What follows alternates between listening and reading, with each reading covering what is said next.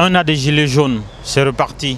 Ça fait 53 semaines que les Gilets jaunes occupent les rues de France tous les samedis, dans les grandes artères. Tout a commencé le 17 novembre 2018, suite à l'augmentation des taxes liées aux hydrocarbures. Et les Français mécontents se sont mis en Gilets jaunes. Ils étaient environ 300 000 ce samedi 17 novembre 2018 à battre le pavé dans les ronds-points de France.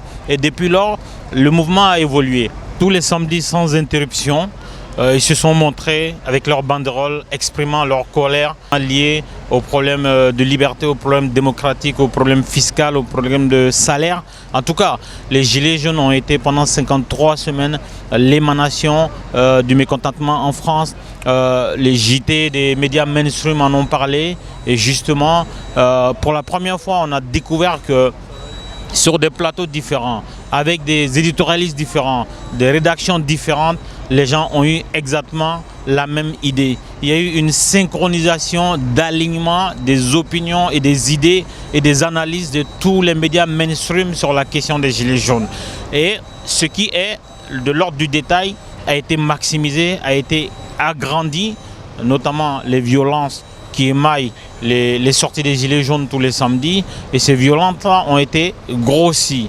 Et les raisons pour lesquelles les Gilets jaunes ont battu le pavé, les raisons pour lesquelles ces centaines de milliers, sinon ces millions de Français se sont mis à marcher dans les rues de France a été minimisée. C'est-à-dire qu'on a parlé très peu des bas salaires, on a parlé très peu des retraites qui ne suffisent pas. On a parlé très peu des revenus des Français qui ne leur suffisent plus. On a parlé très peu des problèmes liés à la démocratie elle-même et des problèmes de liberté. Vous voyez bien, ce samedi, c'est l'anniversaire du soulèvement des Gilets jaunes. Mais quand vous parcourez les rues de Paris, toutes les grandes places importantes ont été quadrillées par la police nationale. Il y a des CRS partout. C'est impossible de manifester sur les Champs-Élysées. Ils y étaient le matin, ils ont été dégagés. À Place de la République, c'est impossible. Aux abords de l'Assemblée nationale, à la place de la Concorde, à la place de la Madeleine, boulevard Haussmann, place de l'Opéra, c'est quasi impossible de manifester dans les rues de Paris aujourd'hui.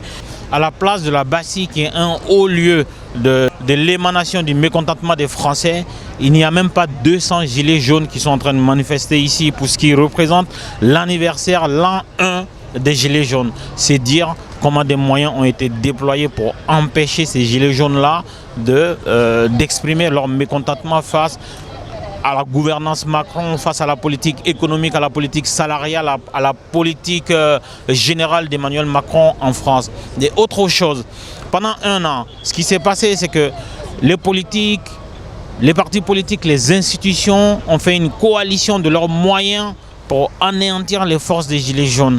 Et on a opposé les Français à ce mouvement-là. Au tout début, le mouvement des Gilets jaunes, dans les sondages d'opinion, était jusqu'à 85% d'opinion favorable. C'est-à-dire que sur 100 Français, 85 étaient d'accord avec le soulèvement des Gilets jaunes. Aujourd'hui, c'est dans l'ordre de 52 à 58 pour dire que les Gilets jaunes continuent de garder une place importante dans le cœur des Français. On ne peut pas dire autant pour le chef de l'État, pour l'exécutif, pour les gens qui prennent les décisions en France. Mais dans la réalité, on a opposé les Français aux opinions des Gilets jaunes. On a fait passer les Gilets jaunes pour des anti-évolutions, notamment les quelques magasins qui ont été cassés. On a pris pour responsable les Gilets jaunes. On a pris pour responsable les Gilets jaunes le ralentissement économique. En fait, les Gilets jaunes étaient responsables de tout ce qui arrivait de moins bien en France. On a utilisé les CRS pour les empêcher. Pour mémoire, depuis le début du soulèvement des Gilets jaunes, il y a eu 5000 gardes à vue. 5000 gardes à vue en France.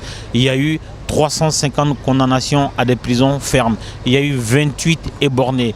Il y a eu des centaines de blessés, notamment du côté des Gilets jaunes et du côté des CRS. Mais la réalité, c'est que ce mouvement n'est pas mort. À plusieurs reprises, on a décrété la fin du mouvement des Gilets jaunes. À plusieurs reprises, on a décrété par des moyens institutionnel, l'affaiblissement du mouvement, notamment en fermant les artères qui mènent vers les lieux où les Gilets jaunes se rassemblent, notamment en menant un harcèlement quasi quotidien sur les leaders des Gilets jaunes. On a vu Éric Drouet, on a vu d'autres personnes qui avaient des visites de la police, qui étaient convoqués régulièrement. Il y a certains parmi eux qui ont craqué, qui ont lâché l'affaire. En tout cas, la réalité, c'est que dans le pays des droits de l'homme, ça devient de plus en plus difficile de manifester, ça devient de plus en plus difficile d'exprimer qu'on n'est pas content, ça devient de plus en plus difficile d'aller tout simplement dans un lieu public destiné aux mobilisations. Aujourd'hui, comme je vous l'ai dit, on est à Place de la Bastille, il y a moins de 200 gilets jaunes, mais il y a peut-être 1 millier de CRS, il y a peut-être une centaine de quarts de CRS, il y a une quantité impressionnante de lacrymogènes. En ce moment même où je vous parle, on sent le lacrymogène, l'atmosphère est polluante, l'atmosphère est insupportable. C'est l'état des lieux après 1 an de rassemblement des gilets jaunes. On est au 53e samedi, si ça veut dire quasiment 1 an jour pour jour. L'événement a commencé le 17 novembre 2018. Nous sommes le 16 novembre 2019. Demain, ça fait les 1 an bouclé. Et nous allons donner la parole aux Gilets jaunes pour faire un bilan, pour faire un état des lieux et dire s'il y a un avenir à ce mouvement.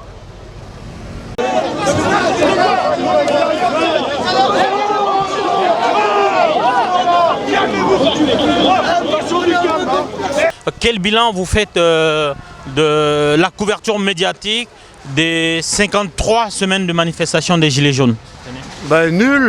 Nul par rapport aux médias officiels. Je n'allume plus ma télé, je regarde les infos sur le net, sur les mecs comme vous qui sont dans la manif en direct et tout ça.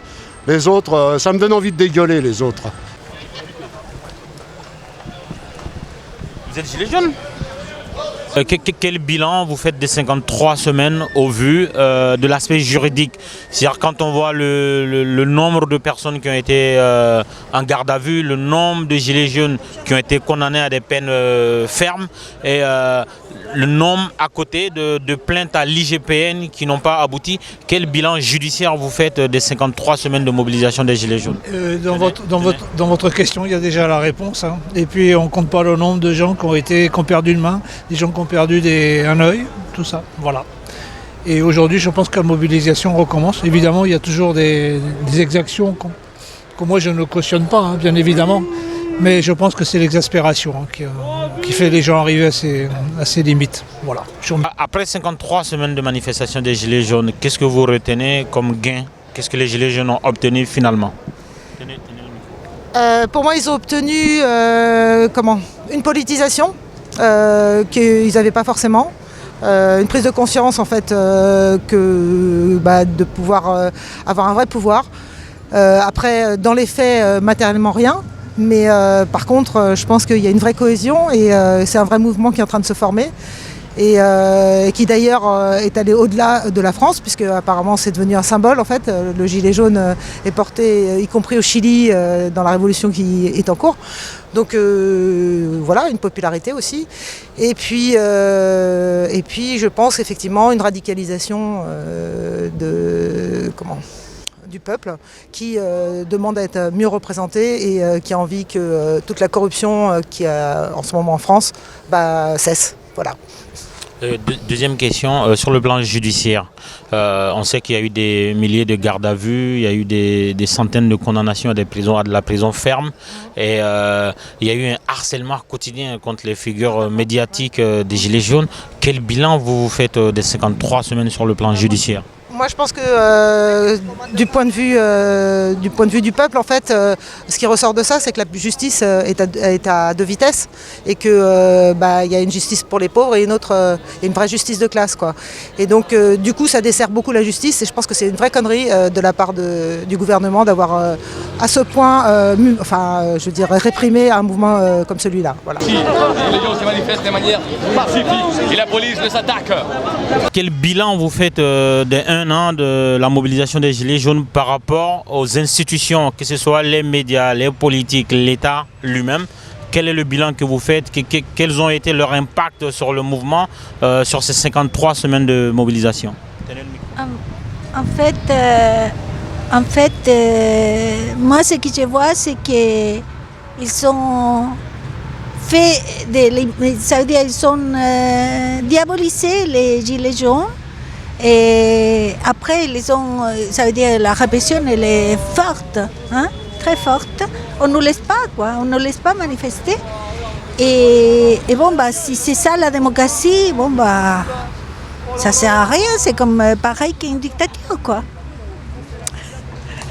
C'est énorme ce que je dis, mais c'est ça, hein? Oui. Bon, j'ai pas été dans toutes les manifestations. Les vilains, c'est bon, que quelque part, les gens ne devraient pas croire que les gilets jaunes sont des casseurs, parce que ce n'est pas le cas. Mais ils ont réussi ce coup-là. Il faut changer les choses, quoi. Il faut que les gens... Il faut que les gens comprennent que ce n'est pas ça. Mais bon, ils vont, avec les politiques de Macron, ils vont comprendre rapidement que ce n'est pas ça, qu'on est tous pareils. Et on n'est pas des vandales. Simplement, on est contre cette quantité énorme de mesures qui détruisent tout ce que les mouvements syndicaux ont gagné pendant des années de lutte. Tous les acquis, quoi.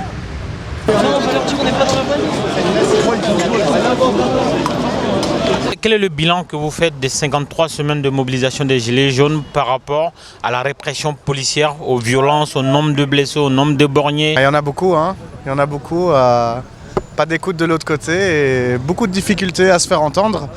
Donc il y a beaucoup de souffrance, mais il y a aussi beaucoup de conscience. C'est ce que je retiens des 53 semaines de Gilets jaunes. C'est beaucoup de conscience, beaucoup de solidarité. Mais on est ensemble. On sait que c'est jusqu'au bout et donc on prend beaucoup de plaisir à voir tout ce monde-là s'effondrer. On prend du plaisir à voir tout ce monde-là s'effondrer. C'est fini pour eux et donc on observe la fin. Et donc on observe les derniers soubresauts, les dernières complications de ce monde-là. Donc voilà, c'est une fête, c'est ensemble qu'on est. Et il y a bien des blessés, ils ont tous servi à quelque chose. Donc voilà, je les remercie tous. Et c'est la fin. C'est le début pour nous, c'est la fin pour eux.